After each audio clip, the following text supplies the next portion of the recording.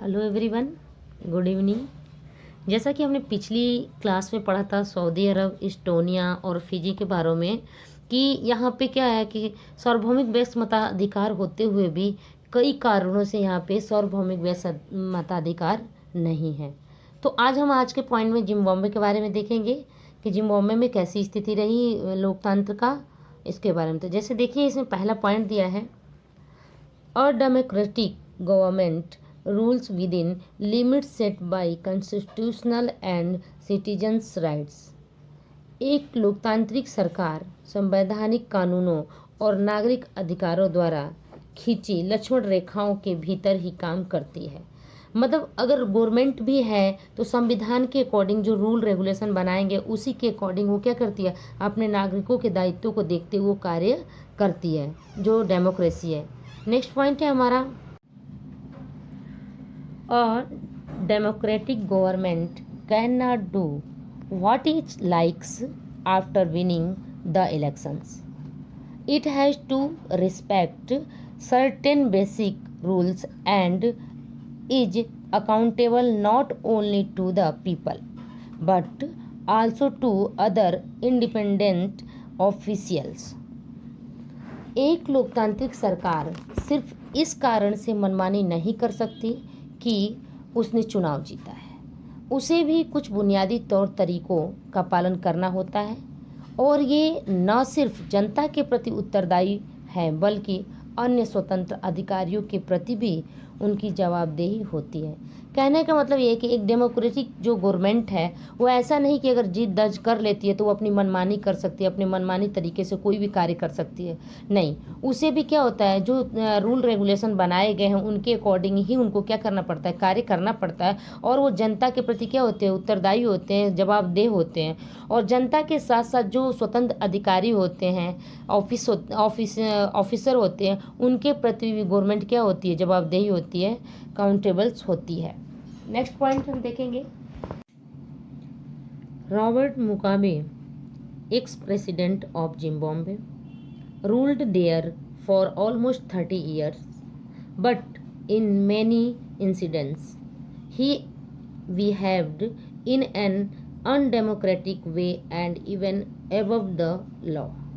Robert Mugabe Zimbabwe के पूर्व राष्ट्रपति ने लगभग 30 सालों तक राज किया, लेकिन कई बार वे अलोकतांत्रिक की तरह व्यवहार करते थे।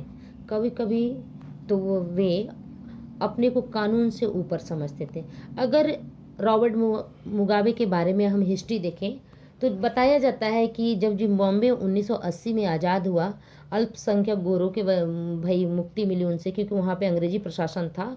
और जब वहाँ पे आज़ादी मिली तो वहाँ की सरकार थी जिसका नाम था जानू पीएफ था, और जानू पीएफ की सरकार बनी वहाँ पे। और संघर्ष की लड़ाई में, स्वतंत्रता संघर्ष की लड़ाई में इसी पार्टी में ज़्यादातर सपोर्ट किया था, अगुवाई किया था। तो वहाँ पे जब ये पार्टी की जीत दर्ज, मतलब एक तरह से वो देश आज़ाद हुआ तो जानू पीएफ की ही पार्टी बनी वहाँ पे, और उसके जो लीडर थे वो थे रॉबर्ट मुगाबे। तो आज़ादी के बाद से ही, मतलब 1980 के बाद से ही वो शासन कर रहे थे। तो 1980 से लेकर 2017 तक के बीच तक उन्होंने प्रशासन किया। और ऐसा नहीं कि वो एक लोकप्रिय नेता नहीं थे, जो मुगाबे हैं वो लोकप्रिय नेता नहीं थे, काफ़ी लोकप्रिय नेता थे, लेकिन फिर भी उन्होंने क्या किया, चुनाव में गलत तरीके से गड़बड़ी वगैरह कर दिया जाता था, गड़बड़ी वगैरह करते थे, और करके फिर उनकी सरकार क्या होती थी, जानू पीएफ ही हमेशा सरकार में आ जाती थी। और ऐसा नहीं विपक्षी दल उनके साथ सपोर्ट नहीं करते थे, या मतलब चुनाव नहीं लड़ते थे, या विपक्षी दल होते ही नहीं थे, लेकिन फिर भी क्या किया जाता था, जानू पीएफ की सरकार कुछ गड़बड़ियाँ करके जीत अपने दर्ज करा लेती थी, हासिल कर लेती थी। फिर उसके बाद देखा गया कि भाई टेलीविज़न के माध्यम से, रेडियो के माध्यम से, है ना, कि उनके खिलाफ, रॉबर्ट मुगाबे के खिलाफ कुछ कार्रवाई की जाए, या मतलब न्यूज आए, तो उस पर भी देखा जाता है कि गवर्नमेंट का क्या रहता है, अधिकार रहता है। तो फिर देखा गया न्यूज़पेपर को कि न्यूज़पेपर का, अखबार स्वतंत्र है और अखबार क्या कर सकता है, जानू पीएफ पार्टी की आलोचना कर सकता है, लेकिन उसमें भी जो जर्नलिस्ट थे, जो पत्रकार थे, उनको क्या किया जाता था, परेशान किया जाता था। उनकी सूचनाओं को, मतलब जो सही सूचना इन्फॉर्मेशन होती है उसे देने से इनकार किया जाता था। था।